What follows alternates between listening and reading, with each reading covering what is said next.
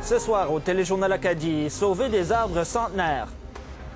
Des manifestants à Moncton obtiennent un arrêt temporaire de l'abattage devant le château Bel-Âge. Puis je pense que l'exemple de ce qui s'est passé ici ce week-end démontre qu'on a besoin d'agir et d'agir rapidement aussi. Bonne fête du travail, mesdames et messieurs. À Moncton, des manifestants poursuivent leurs efforts pour sauver des arbres centenaires au château Bel-Âge sur le chemin Mountain. Ils sont là depuis samedi. François, ces manifestants, on peut le dire, sont déterminés. Ah, tout à fait, Ricky. Présentement, vous pouvez peut-être les voir. Là, ils sont là derrière moi. Là, ils sont en train de faire le bilan là, de ce qui s'est produit durant la fin de semaine.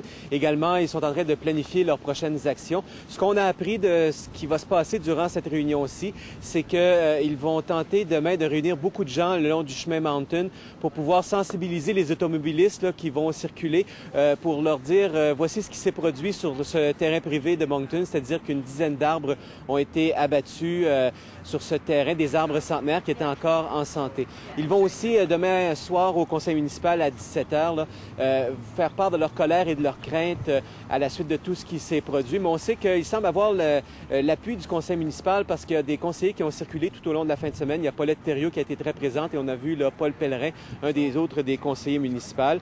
Même s'ils ont reçu, ces manifestants, l'assurance qu'il n'y aurait pas d'autres arbres coupés d'ici demain, ils montent quand même la garde tour à tour depuis samedi. On a pu voir les tentes qui sont érigées là-dessus. Mais tout se fait pacifiquement. On écoute quelques manifestants. Moncton, c'est une belle ville. Mais à travers les années, on ne protège pas notre patrimoine comme on devrait.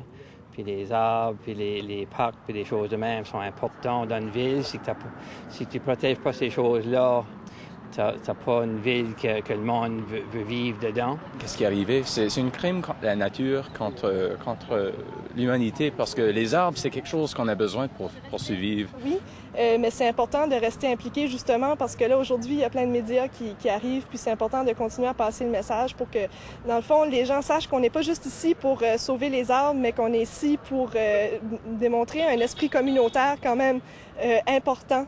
Ça fait partie de qu'est-ce que c'est de vivre en Acadie, là, ici, de se rassembler. Alors, François, il y aurait eu un accord pour arrêter au moins temporairement l'abattage?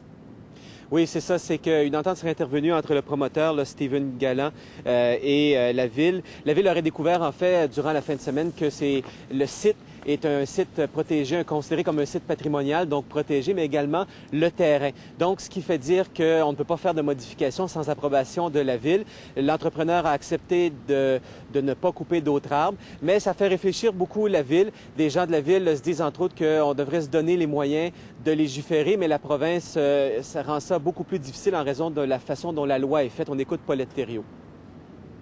Il faut qu'on ait un petit peu plus de latitude et malheureusement au niveau des municipalités, on ne l'a pas tout de suite, mais il n'y a rien qui nous empêche quand même de demander, de faire la demande. Puis je pense que l'exemple de ce qui s'est passé ici ce week-end démontre qu'on a besoin d'agir et d'agir rapidement aussi.